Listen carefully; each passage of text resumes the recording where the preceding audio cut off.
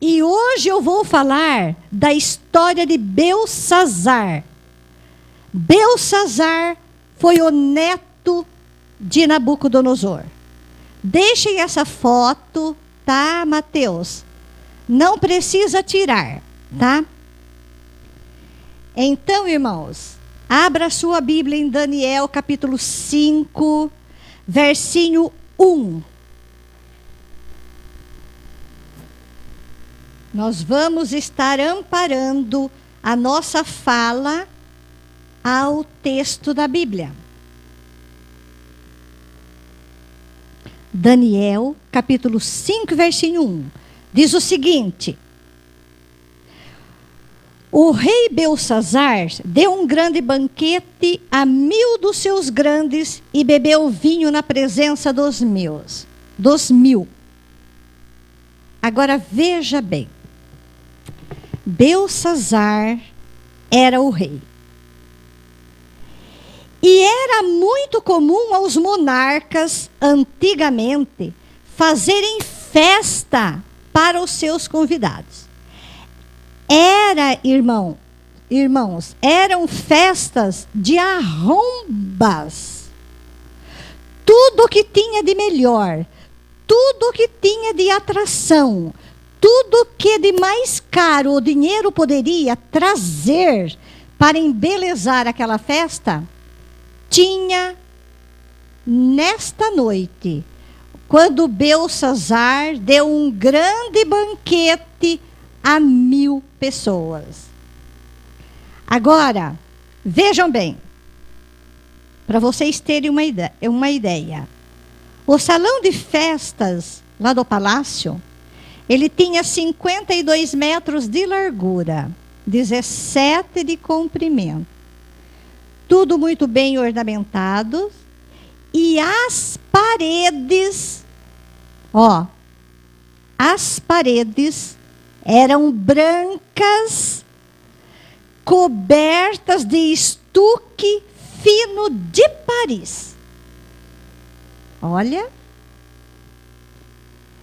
As paredes eram brancas. E haviam ali, para clarear, numerosos candeeiros a óleo. Muitas lâmpadas a óleo que embelezavam aquele local.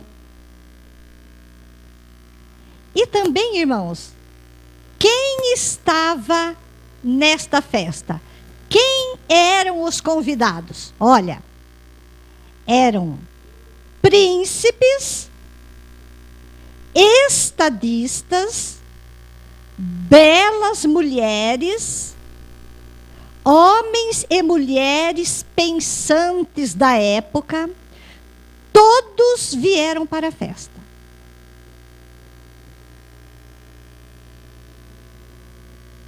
E de repente, aquela festa foi regada a vinho. E o pessoal bebia o vinho como quem bebe água. E vocês acham que o rei poderia tomar essa decisão? Vocês acham que entre os que estavam bebendo, o rei, o dono da festa, poderia ser o que puxava a fila de toda a bebida? Como rei, a postura dele não teria que ser diferente? O governador, irmãos, e às altas horas da madrugada, olha o que aconteceu. Daniel 5, de 2 a 4. Vamos ler. Eu gostaria que todos acompanhassem a Bíblia, só a Bíblia. E que os comentários ficassem para depois. Porque o assunto é deveras importante. Pegue a sua Bíblia. Se você não tiver a Bíblia, olhe aqui para frente. Olhe para a estátua. Você vai compreender melhor. o local é pequeno e a gente ouve vozes.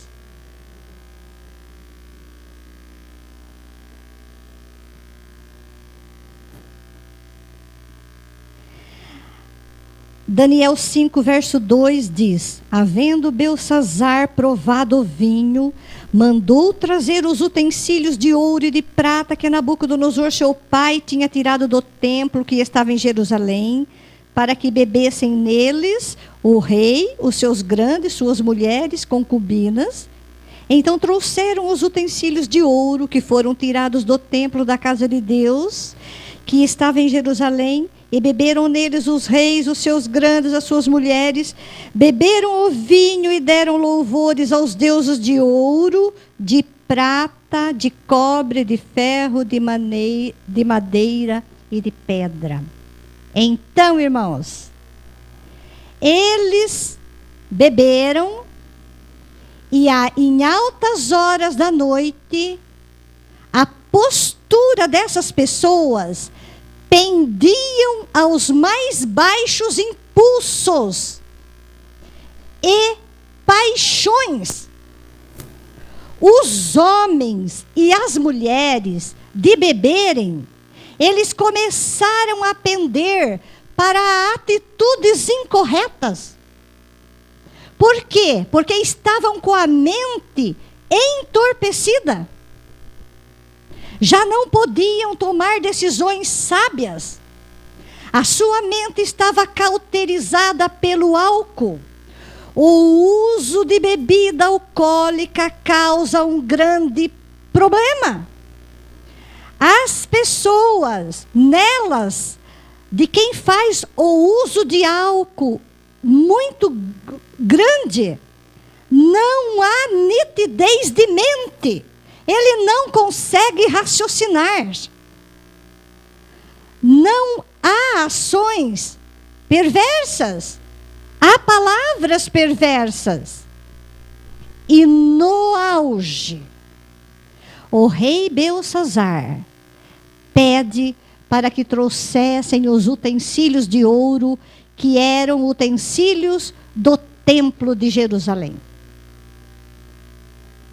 Quando Nabucodonosor saqueou Jerusalém, ele trouxe, os reis traziam algumas pessoas e traziam as coisas que lhe rendiam dinheiro.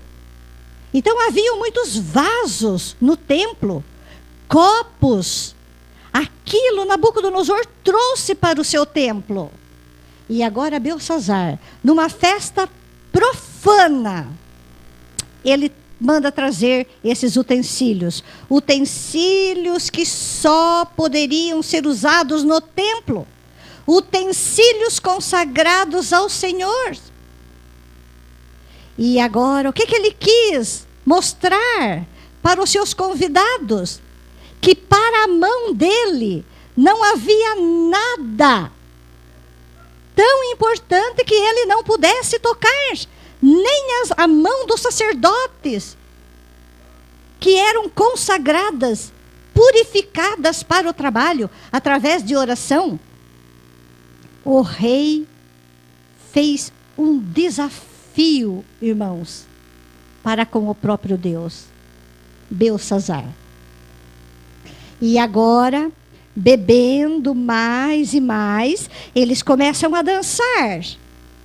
E depois eles começam a cantar, a adorar os seus deuses, a ajoelhar perante os seus deuses, a clamar perante os seus deuses, a orar perante os seus deuses. Vários deuses, de ouro, de pedra, de madeira. Só, irmãos, que Beltsazar não estava inocente nessa atitude. Ele foi acusado, irmãos, mas não injustamente. Ele já sabia sobre Deus. Por quê?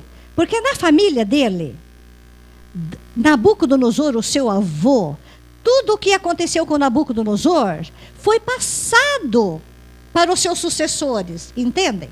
Nabucodonosor era um rei idólatra, Daniel foi usado para resgatá-lo e através do sonho da estátua, Deus usou Daniel. Deus mostrou para Nabucodonosor o poder do verdadeiro Deus. Só Ele é Deus, só Ele pode, só Ele é o Criador. Belsazar sabia dessa história.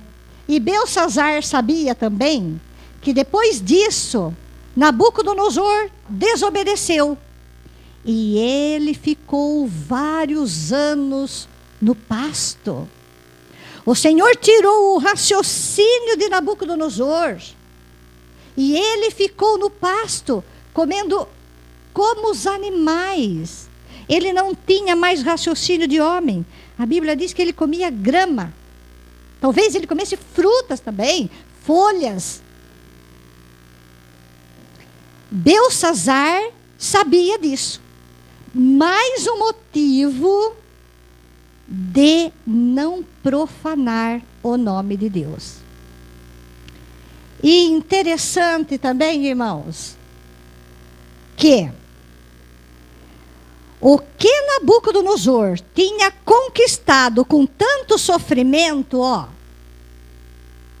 depois de sofrer bastante, depois de ele ter se humilhado e olhou para o céu e pensou, verdadeiramente há um Deus, o que eu estou fazendo aqui, como um animal, nesta grama, há um Deus. E irmãos, antes de Nabucodonosor perder o seu raciocínio, ele estava andando na varanda do seu palácio. Ele estava, e era muito bonito. O seu palácio com jardins suspensos, que era uma das 7 maravilhas do mundo antigo. Ele estava andando no palácio, olha só, Nabucodonosor estava andando e olhava e falava assim, como eu sou poderoso, eu domino as nações, eu. Nesse momento, ele perdeu o seu juízo. E ele precisou ir lá no campo para refletir. Olha como Deus trabalha com as pessoas. E Belsazar passou isso por alto. E ele era um sucessor do trono agora. E agora eu já não estou mais falando de Nabucodonosor. Agora voltem na história de Belsazar. Belsazar, irmãos, morava no palácio. E o palácio tinha aquelas muralhas em volta, que elas eram maciças. Os portões eram de bronze. E ainda em volta da cidade tinha o rio Eufrates, que além de abastecer a cidade, tornar a terra fértil, protegia do invasor.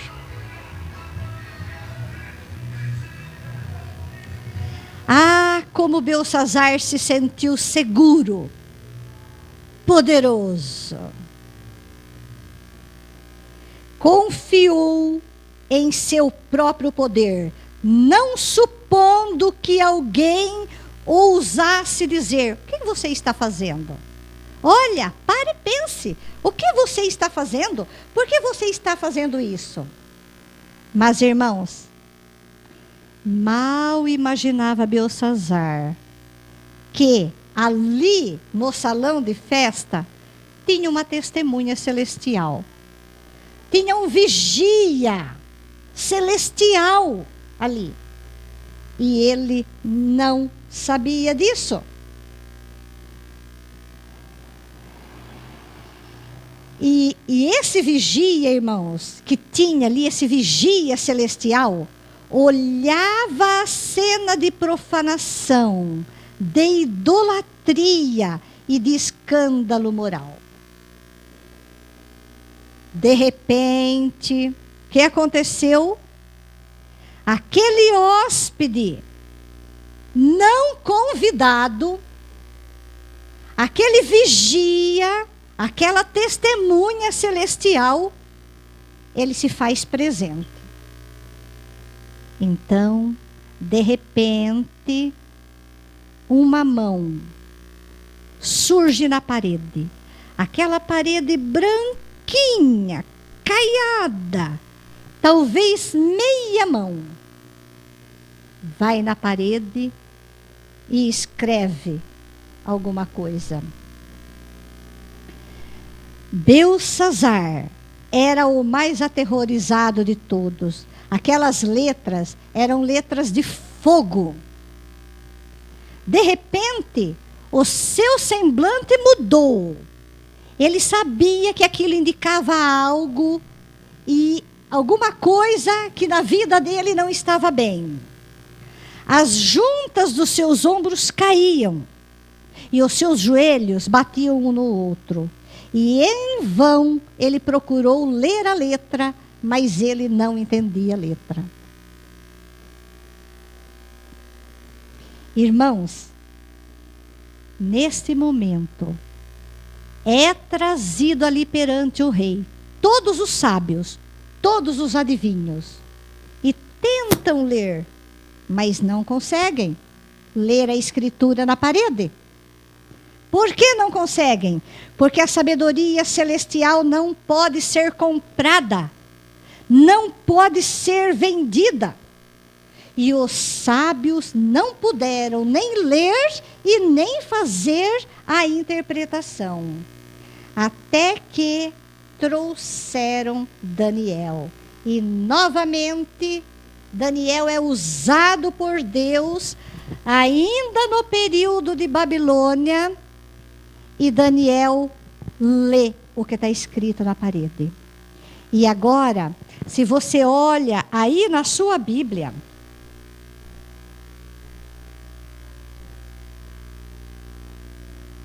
no verso, aqui, no versinho 24.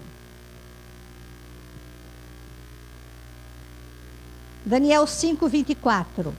Então dele foi enviada aquela parte da mão e escreveu-se esta escritura. Esta, pois, é a escritura que se escreveu. Mene, mene, tekel, parsim. Então agora Daniel lê essas palavras e dá a interpretação.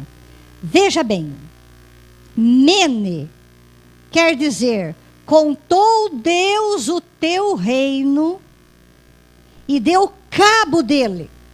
Gente, olha o juízo para Belsazar. Olha, Deus contou todos os dias que você governou, mas ele está pondo um fim, está pondo um final no seu reino. E Tekel? Olha o que quer dizer Tekel. Pesado fostes na balança e achado em... Gente, uma repreensão para o rei na festa, perante os seus convidados. Pesado foste na balança e fostes achado em falta. E Pérez, ou Parsim, dividido foi o seu trono e dado aos medos e aos persas. Irmãos, o que Belsazar não sabia, que da cabeça ele faria parte do último reinado. Veja bem, da cabeça nós temos ali do ano 605 ao ano 539, aproximadamente 60 anos. Aproximadamente 60 e poucos anos de governo. Ele não sabia que ele estava dentro das profecias. Irmãos, o avô foi a pontinha da cabeça e ele foi aqui, ó, o final da cabeça. Ele estava terminando negativamente o seu reino. Ele era para brilhar. O reino dele era para salvar as pessoas. Mas, no entanto, ele pervertia os corações. Irmãos, agora, o que a Bíblia quer deixar claro para a gente com essas palavras. Contado foi o teu período de vida e deu cabo dele. Pesado foste na balança e achado em falta. E dividido foi o teu reino e passado a outro. Isso quer dizer, irmãos, que ele cumpriu o seu papel na história. E nós? Nós também temos o nosso papel. E olha, estas terríveis palavras que foram endereçadas ao libertino rei, essas palavras condenam a todos que, como Belsassar, negligenciaram as oportunidades que Deus lhe concede. Deus concede a cada um de nós oportunidades para a salvação. E às vezes, a nossa oportunidade está, por exemplo, para mim, eu vejo, olha, eu devo seguir o caminho da minha mãe. Defender a fé verdadeira, andar coerentemente. Você não pensa assim em relação ao seu pai, à sua mãe, ou ao seu pai da fé? De um para o outro, nós estamos passando, irmãos, a tocha, a mensagem acesa para as outras pessoas. E outra coisa também, isso nos lembra o juízo investigativo. Os homens, no juízo investigativo, os homens serão pesados na balança do santuário celestial. Quando é que os homens serão pesados? O ano que vem? Daqui 1000 anos? Quando que é? É hoje. É no juízo investigativo. O Senhor está analisando a vida. Deixa eu ver. A vida do irmão Luiz Coelho. Desde o comecinho. Deixa eu ver a vida do Newton. Do Enan, do Mateus, do Rodrigo, do Eliton, Moisés, a minha. E o que será que está aparecendo lá? Irmãos, quando a decisão estiver tomada, quando terminar o último papel, veja bem, não vai haver apelo contra a decisão. O que for decidido no santuário celestial não vai ter apelo, irmãos.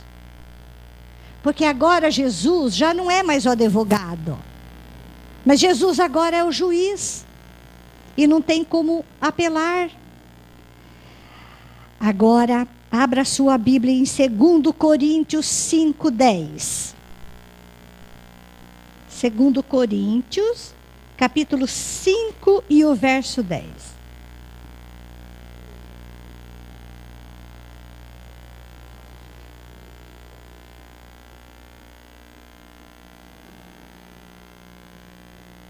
Segundo Coríntios 5:10 diz o seguinte: olha bem, porque todos nós devemos comparecer ante o tribunal de Cristo, para que cada um receba segundo o que tiver feito por meio do corpo, bem ou mal. Estas palavras, irmãos, elas são para mim. Elas são para você.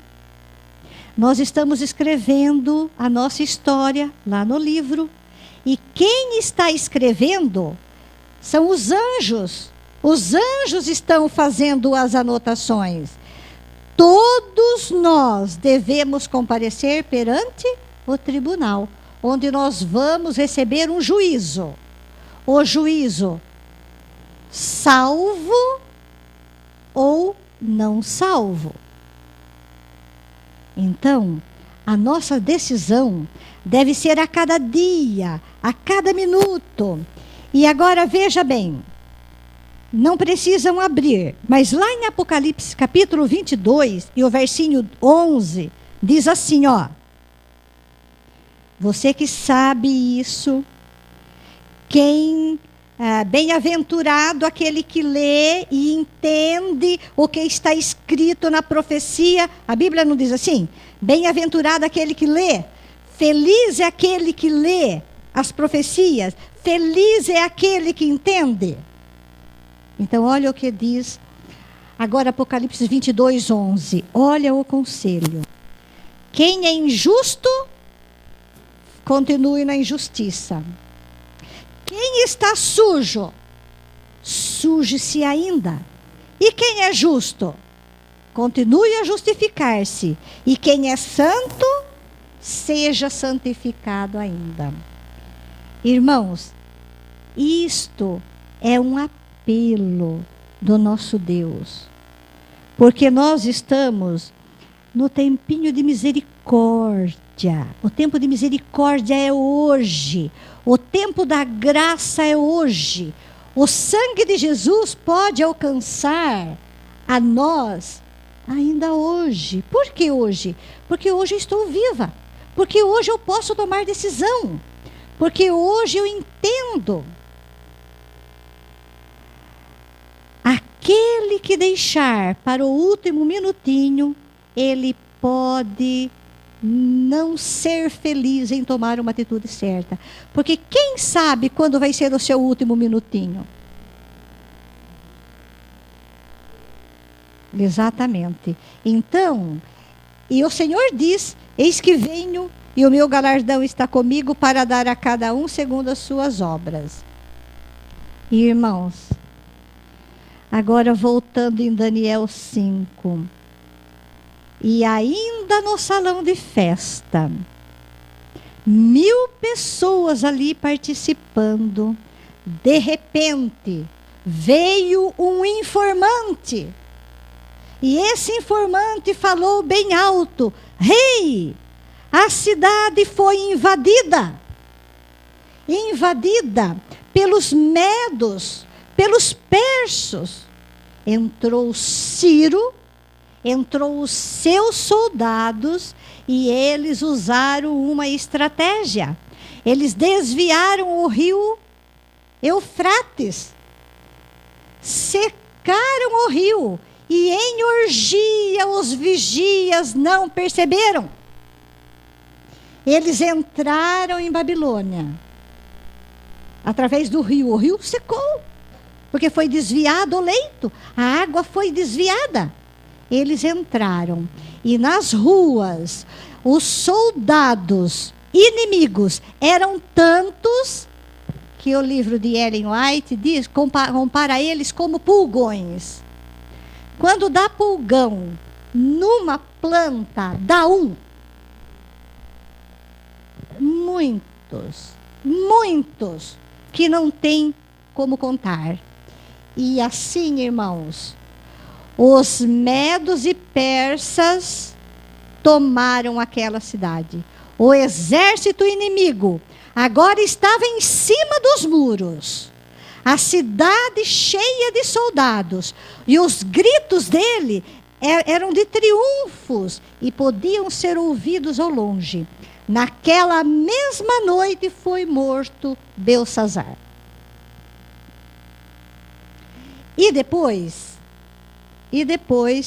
o domínio foi passado aqui para essa parte, né, do peito.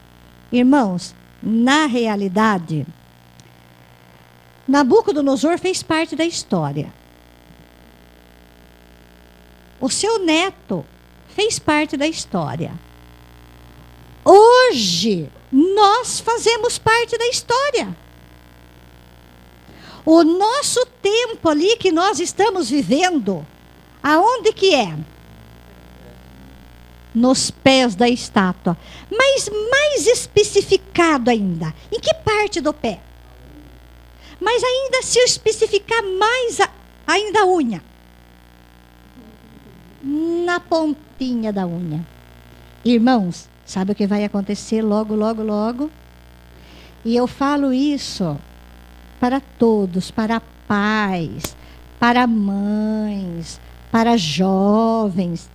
Não estou trazendo uma mensagem de medo, mas estou trazendo uma mensagem de salvação. Em breve vai cair uma pedra do alto da montanha. Essa pedra é cortada sem auxílio de mão. Essa pedra vai cair e vai dar nos pés da estátua. A pedra não caiu na cabeça. Então, escaparam. Caiu no peito? Não. A pedra caiu nos dias dos quadris? Da perna? Mas ela vai cair no pé. Ela vai cair na pontinha do pé. E ela vem, irmãos, e ela esmiuça o pé e gradativamente vai caindo parte por parte. Deus mostrando que o governo deste mundo, o reino deste mundo, está sob o seu controle. E quem é essa pedra que vai estar caindo do céu? É a vinda de Jesus. Mas nós, quando olharmos para a vinda de Jesus, nós não vamos temer, porque vai terminar, vai derrubar a estátua. Nós vamos nos alegrarmos, porque vai findar o governo do homem, o governo dos homens. Deus vai pôr um fim no governo dos homens, porque o governo humano, irmãos, é injusto, é impuro. Queria Deus governar todos esses povos, mas eles não permitiram, não o permitiram. E agora, irmãos, hoje, olha, isso é importante, e vocês já captaram isso. Os sinais dos tempos hoje indicam que nós estamos no limiar de um grande acontecimento. Todos sabem, tirando assim o povo que estuda a Bíblia, os outros sabem que vai acontecer alguma coisa. Do jeito, na proporção em que caminham as coisas, todos sabem que alguma coisa vai acontecer. Só que eles não sabem o que é. Os governadores hoje, os estadistas e os homens e as mulheres pensantes de todas as classes sociais reconhecem que algo decisivo e grande vai acontecer. Mas o quê? O povo não sabe.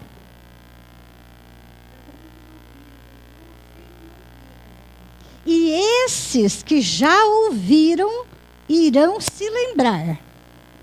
Entende, irmãos? Então, aqui, a ênfase do sermão é o trabalho missionário. Hoje, nós somos Daniel. Por que o Irineu está vivendo agora, em 2013? Porque Deus tem um plano para você. Por que será que a dona Terezinha está vivendo agora, em 2013? A Fernanda, a Cláudia, a Áurea, a Maria. Porque Deus espera Daniéis. Irmãos, que nós possamos levar a palavra, mostrar e mais, viver coerentemente. E isso é história, irmãos, é história que se ensina na escola. Você vai encontrar a história de Nabucodonosor e de outros, rei por rei. De Ciro, de Dario, de Alexandre o Grande. Vocês vão encontrar isso na história. Agora, essa história, o povo de Deus tem que saber. Ele tem que se situar para ver quão importante são as profecias de Daniel. Fortalece a nossa fé. Não é para trazer, ai, eu estou apavorada, eu assustei. Não. Jesus, quando veio nessa terra, ele falava, olha, eu falo de um novo reino. Eu falo, é esse que nós estamos esperando, gente. A pedra tem que vir derrubar o reinado do homem. para ela se estabelecer. E ainda mais fala em Daniel, que eu não vou ler, porque são 31 versos que não dá para ler. Este novo reino, ele será dirigido não por mãos humanas, não por mentes humanas, porque o Senhor disse: eu conheço os teus caminhos, eu conheço os teus pensamentos, os meus caminhos não são esses, os meus caminhos, os meus pensamentos são outros, são tudo o que há de certo, de correto. Então, irmãos, olha como cai por terra o criacionismo, Áurea. Cai por terra. A pessoa que crê no evolucionismo, a pessoa que crê na evolução, ela não sabe de onde ela veio. Ela não sabe o que ela está fazendo aqui. Ela não sabe para onde ela vai. Agora, este sonho mostra a história do mundo. O que nós estamos fazendo aqui? De onde nós viemos? Para onde nós vamos? Nós sabemos. E isso você pode contar para as pessoas. Ah, mas está muito difícil. Mas vai acabar. Um dia isso vai acabar. E a Bíblia, Apocalipse, diz: bem-aventurado aqueles que lavaram as suas vestiduras no sangue do Cordeiro. Irmãos, os nossos trajes são manchados de pecado. Pecados que podem estar profanando o nome de Deus. Manchas que podem estar impregnadas e que nós não conseguimos tentar limpar. Então, por isso que a Bíblia diz: bem-aventurado aqueles que lavaram o seu sangue, a sua vestimenta, no sangue do Cordeiro. E sabe quem vai vir, gente? Jesus. Jesus veio, andou, deu a vida, fez o bem. E ele vai vir buscar. Gente, que maravilha. Eu fiquei impressionada na quinta-feira no pedido de oração da Lívia. Quantos ouviram aqui o pedido de oração da Lívia? E o que ela disse que o grande sonho dela? O que ela falou? Hã? Mais uma coisa. Sim, a volta de Jesus. Quem ela disse: o meu sonho é abraçar? Lembrem que ela falou disso? Ela estava de cabeça baixa, assim. O meu grande sonho, irmãos, é abraçar Jesus. É esse o nosso sonho, irmãos? Uma menina. Que idade tem a Lívia? 8 anos. Gente, que coisa linda. Que coisa maravilhosa. Ter saudade de Jesus. Ela tem saudade de uma pessoa que ela não viu. Ela não conhece. Isso é fé. O que eu vejo, eu não preciso da fé. Eu estou vendo. Agora exercer a fé é você crer na mensagem, né, que está no porvir, que vai acontecer. Agora, irmãos, terminando aqui, as últimas pinceladas. Quando Daniel foi levado para a corte, foi aproximadamente no ano 605 a.C., né? Sabe quanto tempo ele trabalhou como profeta, irmãos? 68 anos. É tempo? 68 anos ele e os seus amigos ficaram servindo para os reis.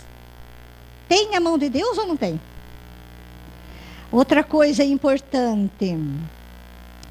Quando Daniel contava com 90 anos de idade, lhe foi ordenado concluir o seu livro e selá-lo.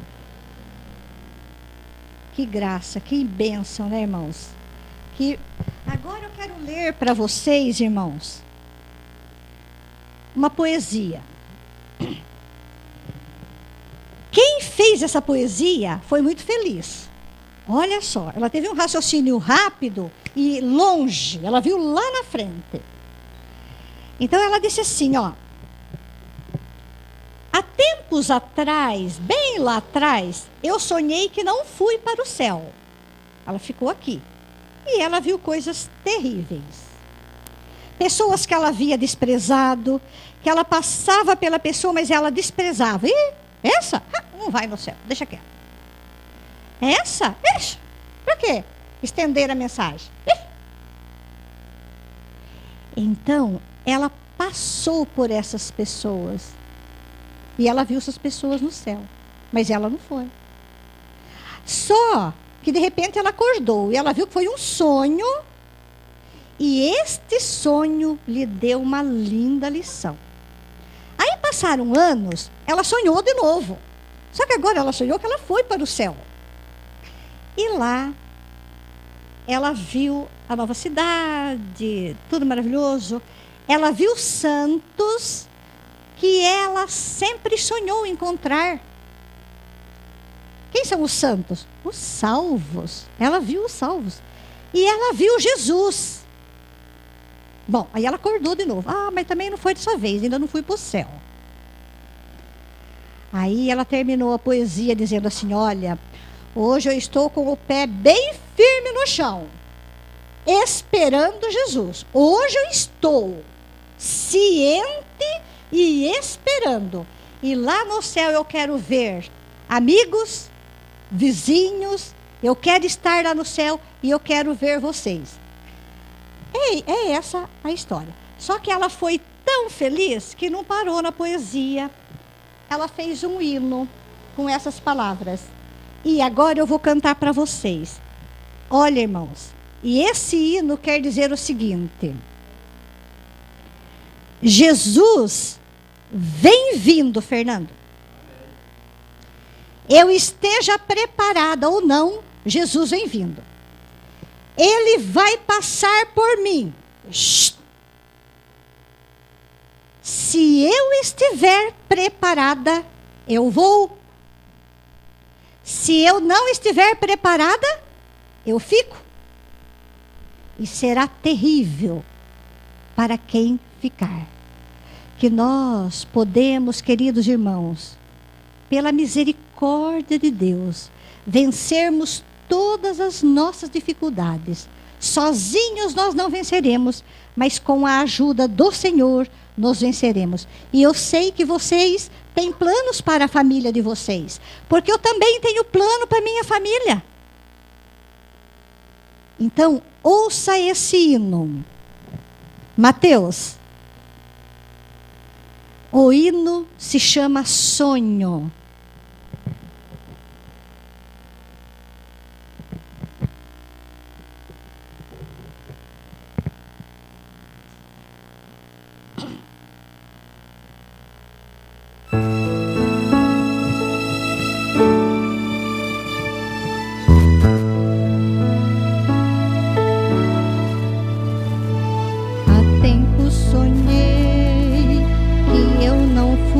Para o céu,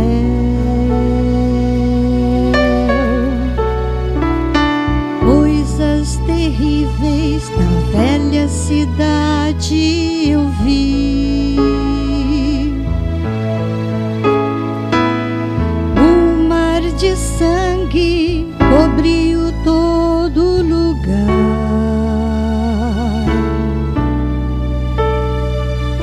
Gritos de dor por onde eu passei. Eu vi pessoas que jamais pensei estarem lá. Espanto e pavor com tantos que sempre procurei desprezar.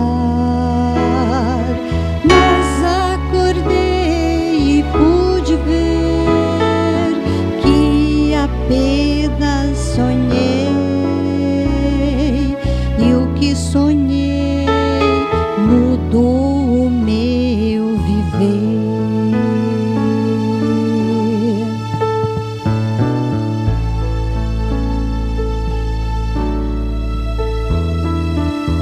Ontem sonhei que eu estava no céu,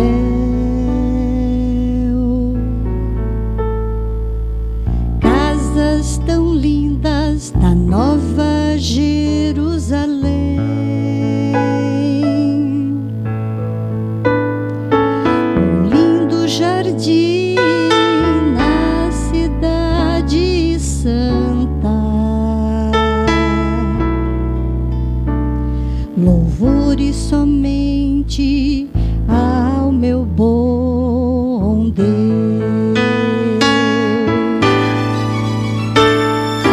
Eu vi pessoas que jamais pensei estarem lá, e conversei com santos que eu sempre sonhei encontrar. Eu pude ver a Jesus e com ele andei. As marcas da cruz todas ele me mostrou. As marcas da cruz todas ele me mostrou.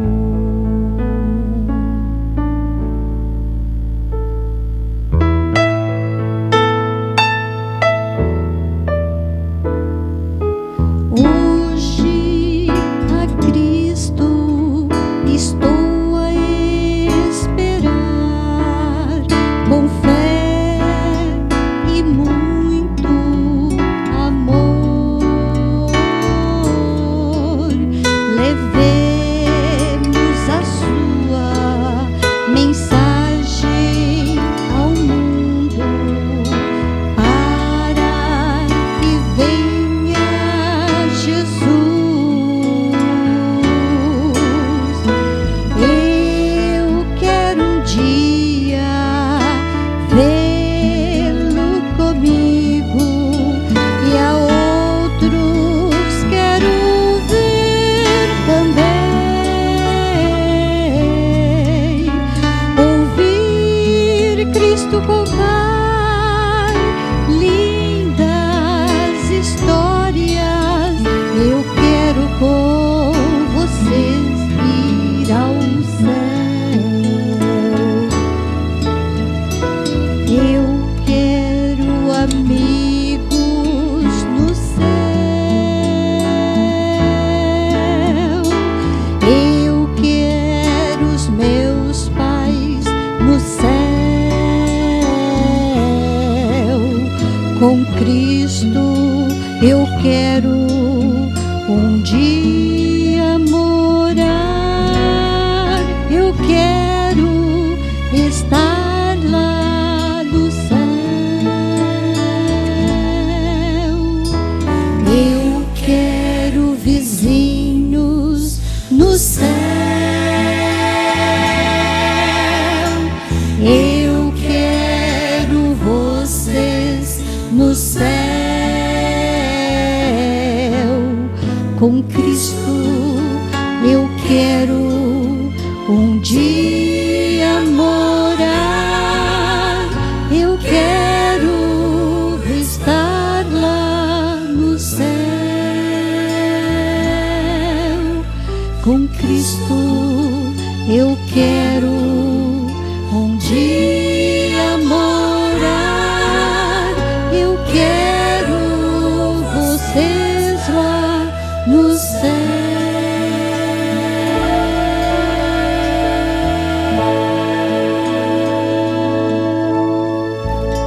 Amém?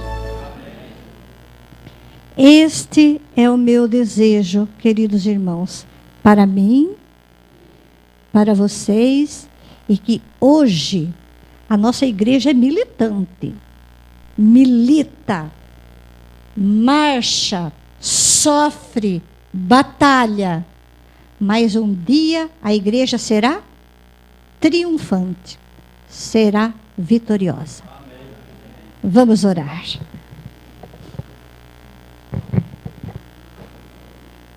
Querido Deus, graças te damos pelo momento em que pudemos fazer, querido Jesus, considerações sobre parte da tua palavra.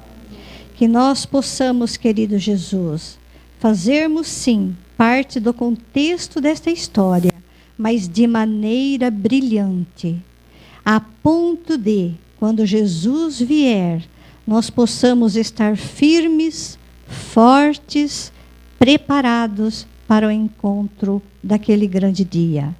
Querido Jesus, nós aguardamos a tua vinda a esta terra para resgatar a todo ser humano que abrir o seu coração a ti. Portanto, querido Jesus, eu lhe peço perdão pelos nossos pecados e que nada venha interferir a nossa comunhão direta para contigo. Querido Jesus, fica conosco hoje, fica conosco todos os dias da nossa vida. Em nome de Jesus lhe pedimos. Amém. Amém.